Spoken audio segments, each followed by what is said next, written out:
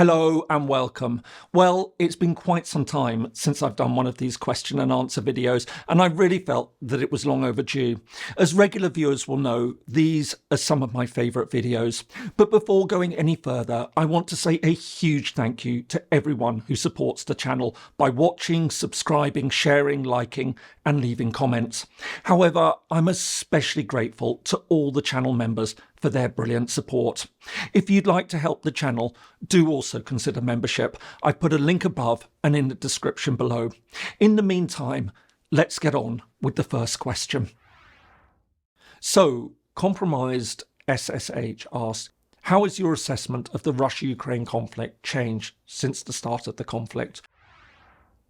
I think from very early on, I was aware that this had the potential to be much more significant as a conflict than it might have seemed to many.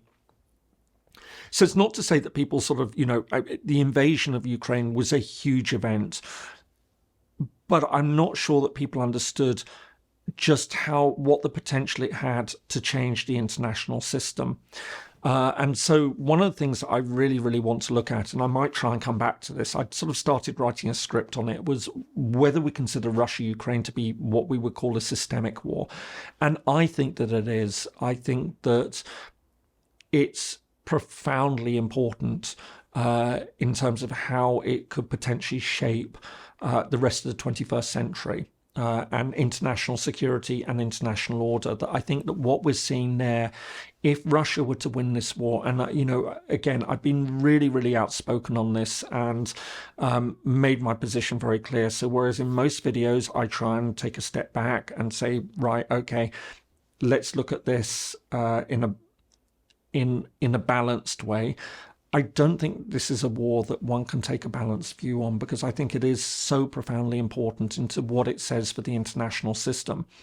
And people will often read this as just some sort of knee-jerk anti-Russian position. It's not. It's the fact that I genuinely believe that Russia's actions under Vladimir Putin have really raised some very, very disturbing questions about the nature of international order. And if Russia were to win and be able to redraw the borders of Ukraine, I think it will unleash a lot of instability in the international system. And I think the fact that Russia has also done this with the threat of nuclear weapons will also force many countries to reconsider whether they should be pursuing nuclear weapons. So countries that are thinking of invading a neighbor would say, well, if we've got nuclear weapons, that gives us something in the pocket that strengthens our position.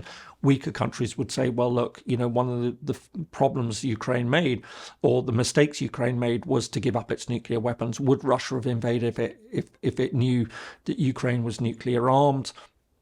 Obviously, there's a whole debate to be had about that, and we'll never know. But essentially, as I say, I think that it will force many countries to rethink how they approach security, and I think the international system will change as a result.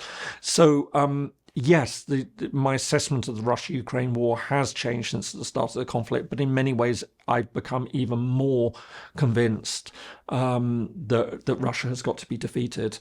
And that talk of that. And I think a lot of it's very misguided, where people would say, well, look, there should be peace talks and Ukraine should be willing to give up territory. No, because obviously, look, it's Ukraine's ultimate decision at the end. If that's what it wants to do, then as a sovereign state, it's permitted to do so. But I think we also have to recognize, the fundamental implications of a change of borders brought about by military force and what that would mean, because I think then Russia would be happy to defend that in other cases. And so you further weaken the United Nations as a result of it. So as I say, I think it's a very, very worrying state of affairs if Russia wins this. So as I say, yes, my assessment has changed a little bit, but it's, if you like, more hardline, if anything. Channel member Nicola HD asks, after the war in Ukraine settles, how will Russia-European relations develop? Nicola, this is a great question. And I think, it's so difficult to answer for the obvious reason is we just don't know how the war in Ukraine is going to end. And we don't know what that means, what it means for Russia, what Russia is going to look like at the end of that war. Now, I mean, if it's a case that Russia is defeated, it's forced out of Ukraine in entirety, and Putin falls, and instead what we see is a moderate liberal government emerge in Russia, then we're looking at one particular scenario, which is going to be very different, and how Europe is going to respond to it. And it's going to be very, very different, of course, than if we see Russia suddenly, at completely the other end of the spectrum, suddenly, surges, wins in Ukraine, whatever winning might look like, and that, Putin then, for whatever reason, disappears from the scene, maybe, old age or whatever it is, and you then have a much more hardline Russia emerge. So much is obviously going to depend on the direction that the war in Ukraine takes and the direction that Russia takes, and we just can't tell at the moment.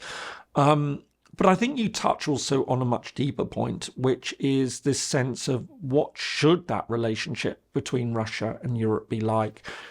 And I remember sort of talking very much, even 20 years ago, with people about the relationship between Russia and Europe, which was starting to show strain. 1990s, the Soviet Union collapsed. It was an era that everyone hoped that things could develop. And then Putin came to power, and we started to see the first tensions, which have then ratcheted up for all sorts of reasons. But why was Europe or the West much more critical of Russia? And I always felt that it was partly because there was a sense that Russia, underneath it all, and despite its very deep differences, is clearly a European country.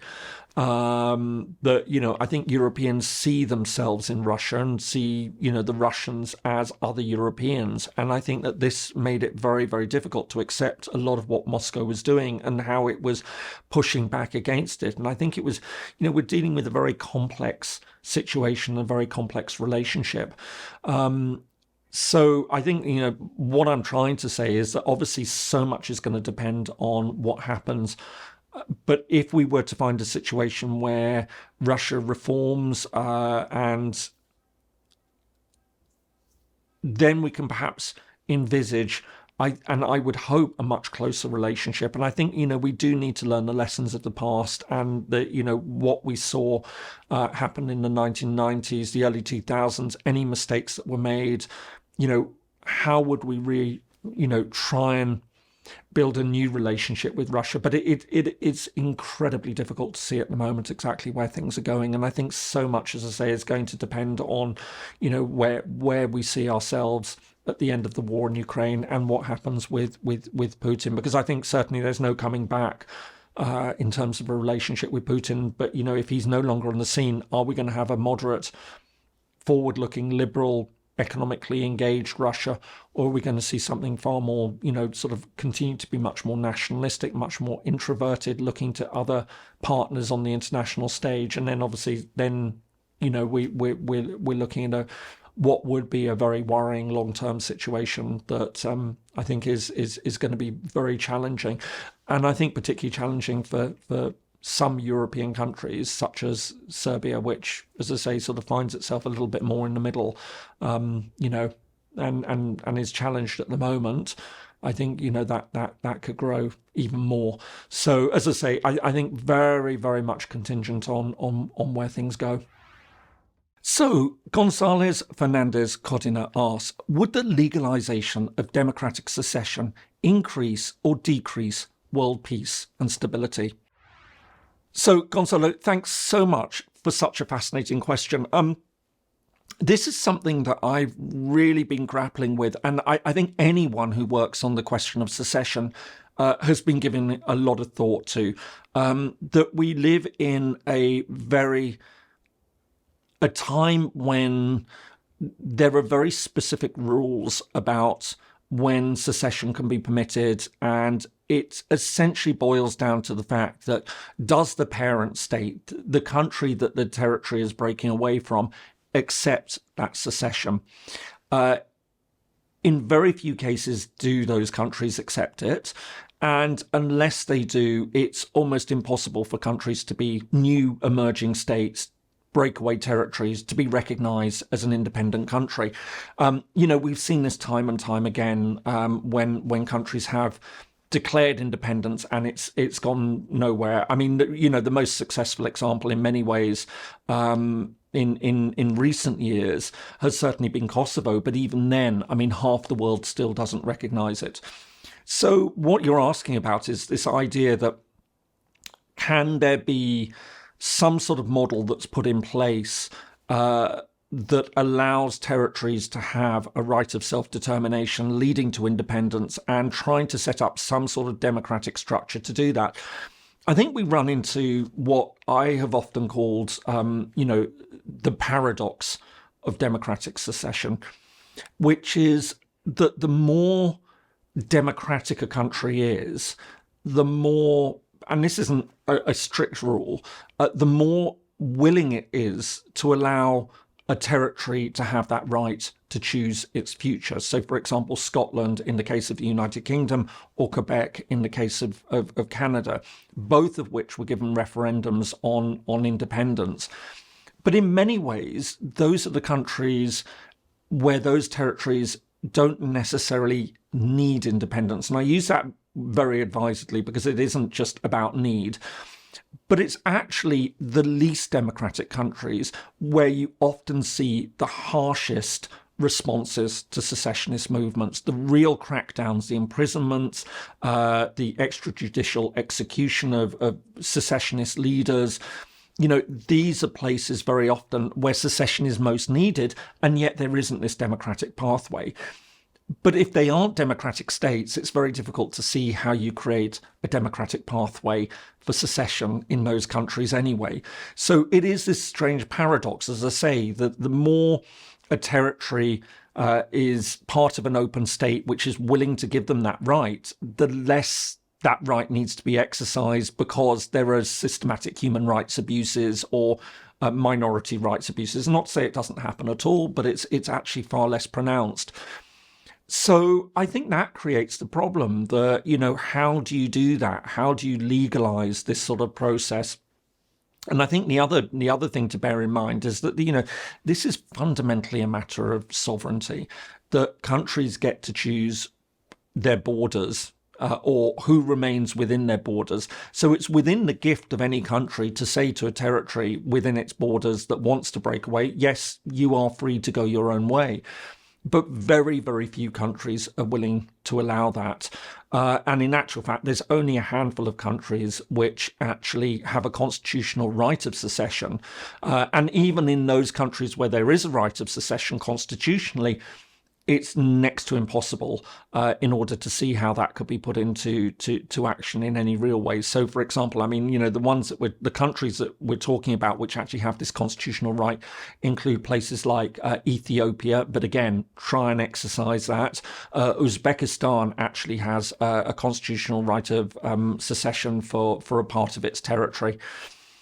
St. Kitts and Nevis, for example, which are island state in the Caribbean, where you've got Nevis, which is a much smaller part, and St. Kitts, which is a larger.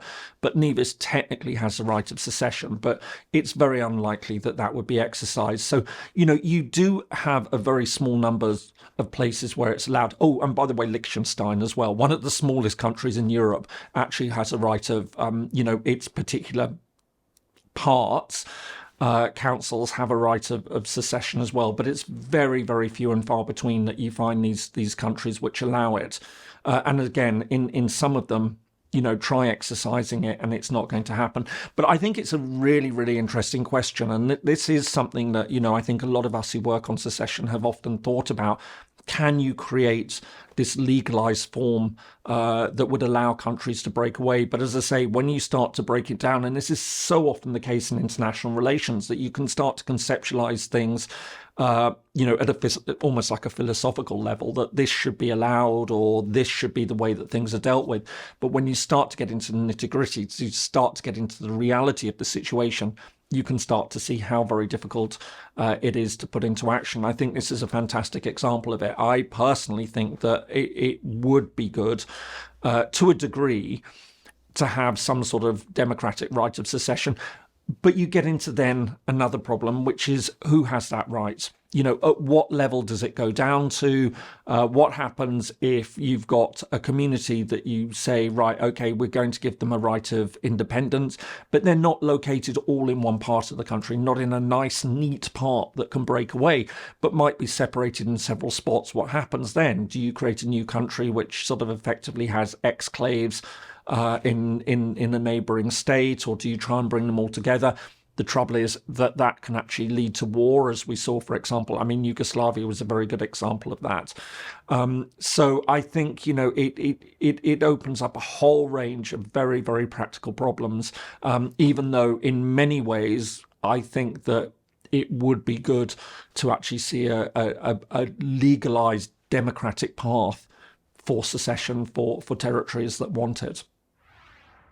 David said 3670 asks, over the past decade, there's been a significant increase in the number of failed states, such as Sudan, Haiti, Yemen, South Sudan, Myanmar, etc. Why are more states failing now? I'm not sure that we're seeing more failing now than we did in the past. I think they've always been failing. I think it's probably that we've got to a stage where there's less propping them up, these failed states. So, for example, during the Cold War, I think, there was a lot of support that was, you were seeing USA versus USSR. They were both supporting regimes that, I don't think had a lot of, legitimacy, and certainly not a lot of popular legitimacy, that we saw at the end of the Cold War, that certain countries then collapsed, like Somalia. So whether it's something that we're seeing more of, I'm not entirely sure, or whether it's a question that these were always countries which were on the verge of collapse, but they were being given a degree of support.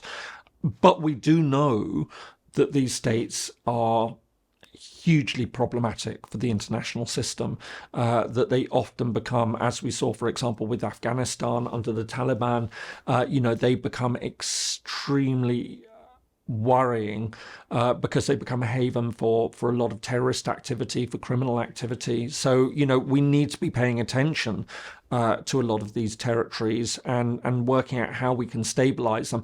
But I think this also ties in with the fact that there is a lot less appetite now to get involved. And I think that this is really that sort of crucial point that we saw in the 1990s and the early 2000s, this idea of responsibility to protect, this idea of intervention, that you go in. The UN actually had a number of state building operations. That's all fallen out of fashion. I think, they're extremely costly.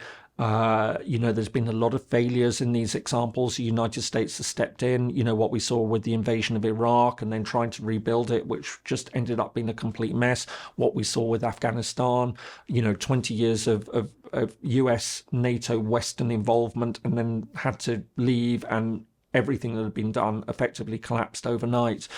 So I just don't think there's the appetite anymore to be able to address this. And I think that this in many ways is a bigger problem, because if we know that these states are a real problem, that they're a real threat to international security, but we're not willing to act in order to try and stabilize them, then what do we do? And what about the humanitarian element of it? I mean, we can say, well, look, this is not our problem, or we can try and contain a lot of the problems that arise there. But they have spillover effects, and they have very human effects. The people who are living there, the people who flee, who then become migrants, who are trying to get into the United States, trying to get into Europe, with all the attendant problems that brings. So, I think the problem we're seeing in the world is that, yes, we have these failed states. They've always been there. But I think it's the fact that we're not responding to them in the way that perhaps we were trying to 15, 20, 25 years ago is probably the real problem here. And I just don't see that there is the appetite in many countries to be able to do that. As I say, these operations they're massive, they're very, very costly. And I think a lot of people say, yeah, and we've tried it before, and we threw in billions, trillions to try and stabilize these countries, and for what? They've just descended back into chaos as soon as the UN or Western states have left. So I think that in many ways is the real problem. It's not that there are more states that are failing. I think it's just that we're less willing to help those that are failing. Channel member Garopolis NE asks, do you ever think that preserving existing national borders does more harm than good? By that I mean it keeps together nations that would be better off splitting up. Yes and no. This is obviously a really, really interesting question and potentially very controversial.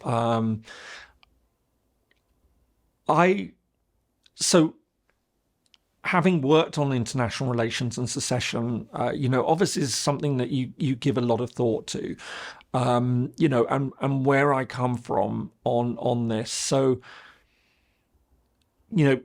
having thought about it for many years, I think I'd say that my position is very much that, and as I've touched on another question, I believe that there should be some sort of democratic right for secession, and that it would be better off if more countries were willing to accept this and say that just occasionally, relationships don't work and should be a route for territories to be able to go their own way. However, I am also convinced that we need to try and work through this in a way that doesn't permit unilateral secession, because I think then you're just leading to a world of chaos.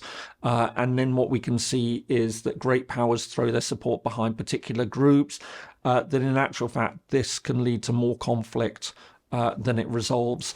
So I think it's a really, really difficult answer to give, that yes, I can see situations where countries might be better off splitting up, but it's very much the way that that's done and the way that it's managed, I think has got to be given a lot of thought.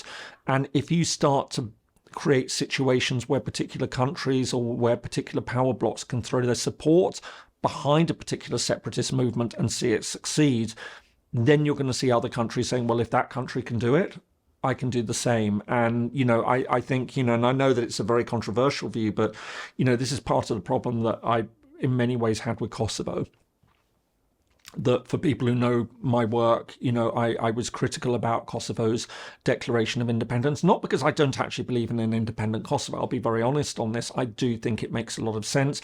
I think it makes a lot of sense in the context of the breakup of Yugoslavia. But I think the problem is that we saw that the unilateral declaration of independence, and I know some will say, but it wasn't unilateral, it was coordinated. That means nothing in international law. It's a made-up term for Kosovo, just to give it a degree of legitimacy. But essentially, I think it was a very problematic process, this unilateral declaration of independence, because it then became the way that Russia said, well, look, if the West, you can do this with Kosovo, why can't we do this with Abkhazia? Why can't we do this with South Ossetia? Why can't we do this with Crimea? Why can't we do this with Donbass? It's unleashed a train of other events. So as I say, that's not to say that I don't believe in an independent Kosovo, but I had my real concerns at the time of the likely effects it would have that to a degree have come about. And this isn't for one moment to justify what we're seeing in the case of, what Russia has been doing in these other territories. In fact, it's quite the opposite. It's to say that, I believe that we should have been sticking to international law. And we should have found, I think there was a way of solving Kosovo that didn't lead to the mess that, we saw eventually and what we're seeing at the moment. But, I think, obviously this is very controversial ground. I've discussed it elsewhere. But I think it's important to understand, that it's a complex question, and how we manage it is something that I don't think we've got good answers to. So Vigilante7 says, I understand that certain countries have antagonistic relationships that are historically entrenched, such as India versus Pakistan, but isn't it worth finding mutually beneficial areas of cooperation? Are there any countries that have done a really good job of reversing the antagonistic trend? Yes, a really, really good example is, of course, France and Germany and the European Union. And I think that this is something that, has become probably the best model that we've seen. Now, obviously, it's a multilateral model. It isn't just France and Germany. But I think that idea that the two countries took at the end of the Second World War, that after two major wars in the 20th century, or three wars within, 70 or 80 years, that they really needed to fundamentally rethink how they formed their relations and how they interacted with each other, and set up economic interdependence that would make war unthinkable, because they were so closely linked. I think is a model that many, many other countries could follow. And I think many countries do actually see that. This idea of creating interdependence is really the way that you deal with a lot of antagonisms from the past. Now, sometimes you have added complications. You have territorial disputes that actually make things a lot more difficult for two countries to get beyond the past, while they've got theirs. That presents its own problems. But even there, the European Union has been exceptionally good at providing a way of saying, let's take the sting out of this conflict by focusing on economic cooperation, so that you don't actually make the issue go away, but you manage it, that you reduce the worst elements of it. And I think, the best example in many ways of this was Northern Ireland. The European Union, there was still an issue between the United Kingdom and Ireland over sovereignty of Northern Ireland. But essentially what you did is, as you dropped the you dropped the significance of borders, as you opened things up, opened the economies, made travel movement much easier, although there was always that was always fairly easy between Britain and Ireland because of a common travel zone. But as you create that economic independence and cooperation, and you reduce the impact of borders, then in actual fact, what this does is it reduces the effects of the conflict. And I think that this is really, really important, for example, in the Balkans. I think, I can see how the European Union provides a fantastic model. But I do think also it provides a model for a lot of other countries that, if you focus on economic cooperation, if you start to say, look, yes, we have our problems, but we're neighbours, let's work together, let's find ways that we can cooperate, then I think that, you start to open the door for a much more beneficial relationship that in actual fact means that even if, certain problems remain, the chances of conflict arising are drastically reduced. And I think, one of the examples I think, we're seeing at the moment, which I think, to keep an eye on, is Armenia and Azerbaijan. I made a video relatively recently looking at whether there's a chance for peace there. I think if those two countries can secure a peace agreement, I think that we could see tremendous progress, not only between Armenia and Azerbaijan, but also including Georgia. I think it would start to, we'd start to see movement as well with regard to Turkey. That, this is an important area that sort of could link Europe via Turkey with Central Asia. Passing through that, I think there's a whole range of benefits that we could start to see an economic cooperation which would deliver real benefits for the people of the region. So yes, I think, the European Union provides a really, really good model. And I think, as I say, it's something that could be emulated by many, many other countries. A giraffe pretending to be a man says, do you think that Britain will rejoin the EU at some point in the future? So, I hope so. I genuinely, I often say there's two issues in international relations that I won't be balanced, I won't be neutral on. One is Russia's invasion of Ukraine, and the second is Brexit. I think Brexit was a disastrous mistake. I think on all sorts of levels. I think it was a political mistake. I think it was an economic mistake. I think it was a diplomatic mistake. I think it was a strategic mistake. In every single one of those areas, I think it's done enormous harm to Britain. I think it is a terribly negative step. I think it's made life harder for many Brits. I think it's made life much more expensive for many in Britain.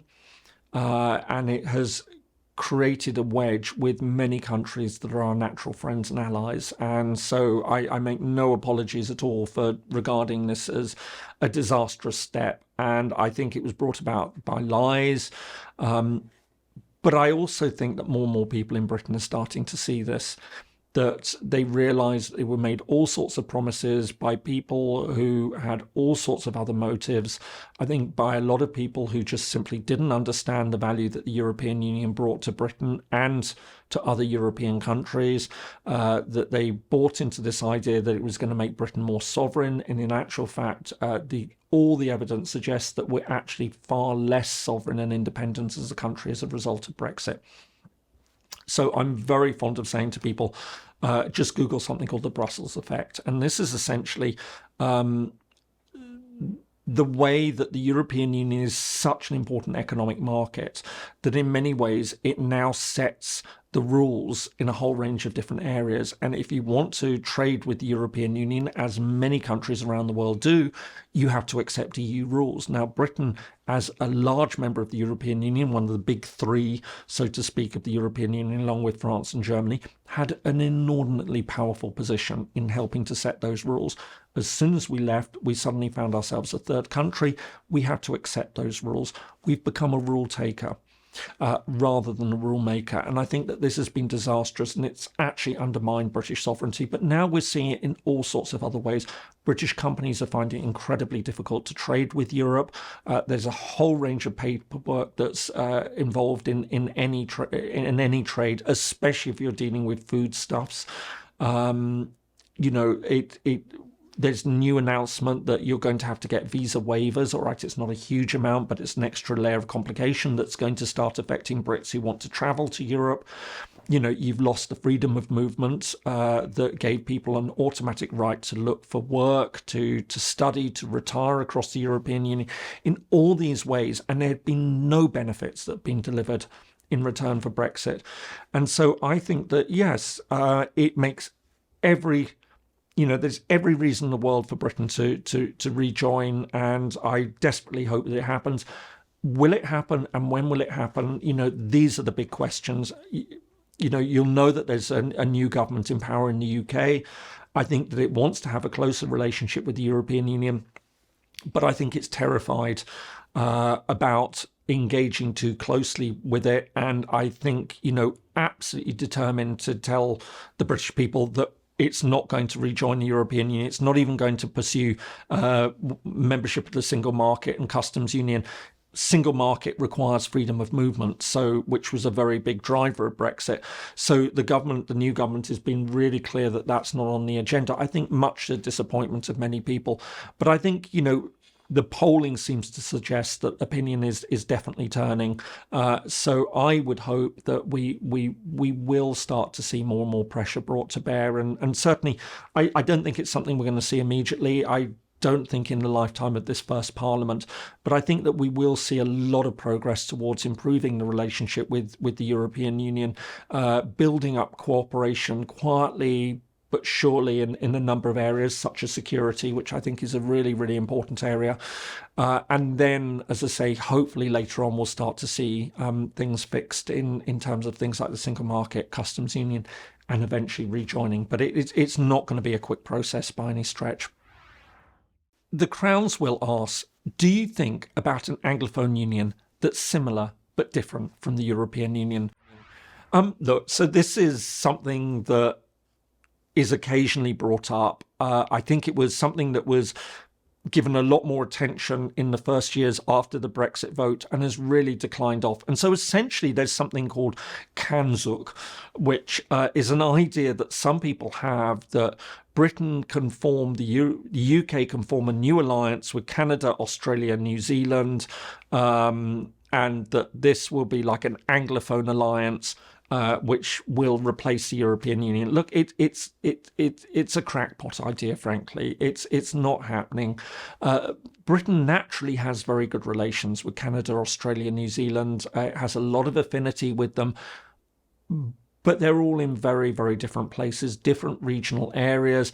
The imperative for economic development, for trade, lies in very different places. So Canada, obviously, with other North American countries, so the United States, with Mexico, Australia, New Zealand, and Asia, these are its natural markets. These are the countries that it wants to sort of cooperate with on a day-to-day basis. Not to say, as I say, that Britain can't have very close relations with these countries, and it does, and it will continue to do so. But the idea that this in any way can replicate the European Union, become an alternative to it outside,